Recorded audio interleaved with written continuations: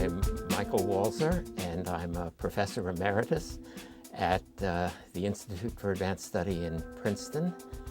I'm also the co-editor of Dissent magazine.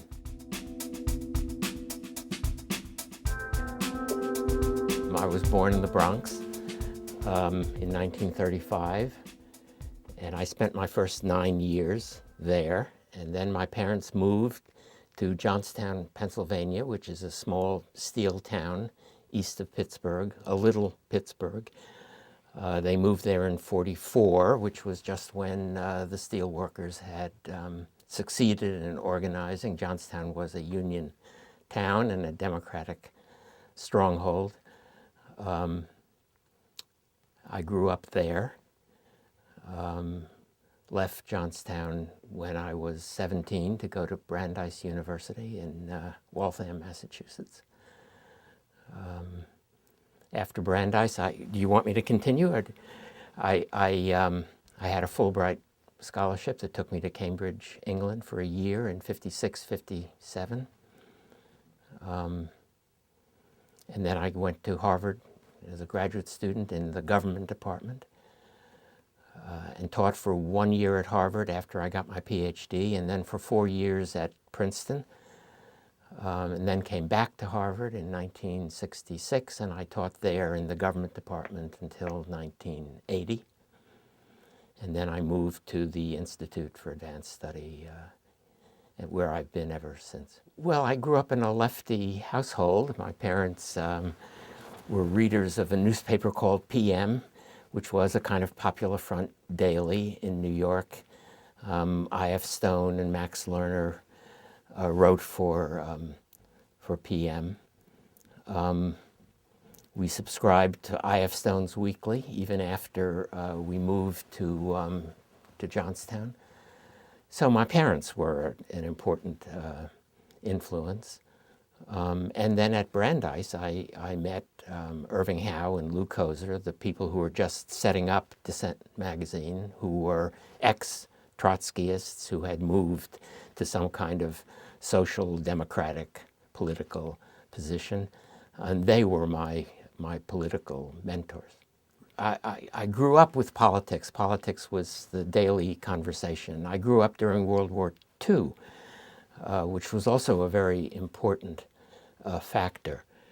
And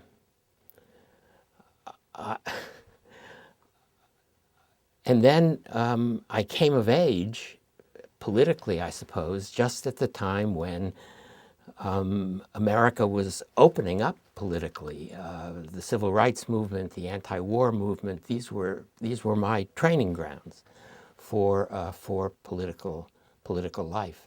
And Brandeis was a place where the '60s began in the '50s.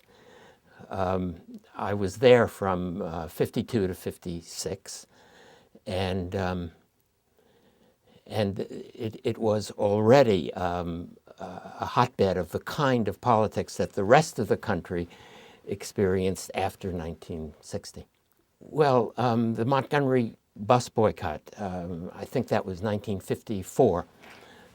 And at Brandeis, which was very far away, and where there were practically no black students, but there were a lot of Jewish red-diaper babies and Jewish lefties of different sorts. That was for us a very crucial event, and we organized just rallies in support of the Montgomery bus boycott. So that was an important feature, and then there was the Rosenberg, which was very important especially important at a Jewish university, and we divided. Some of us thought that they were probably guilty, and we were maybe the children of socialists rather than of communists, and others thought that Brandeis was a place where the debates between Stalin and Trotsky went on long after they had ceased in the rest of the world. So, and I read the first issues of Dissent magazine. I went canvassing for Adlai Stevenson. So it was an open politics. We weren't left sectarians at all. Canvassing for Adlai Stevenson, a Jewish kid in Waltham, Massachusetts, we probably did him more harm than good, but we were very earnest and committed to political action. And it was in the course of my political activities, of traveling south in 1960 and of organizing Vietnam Summer in '67, it was in the course of those activities that I began to realize that I was using a political language that I didn't understand very well, and that deserved some reflection and articulation, more theoretical articulation. And that's when I began to think about myself as possibly a political theorist.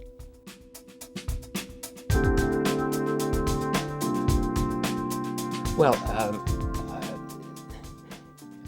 I would want to strengthen the protection that poor people get in the legal system, strengthen the public defender system, and strengthen the just the ability of ordinary people to function in a legal system which is often difficult to maneuver if you don't have expert help.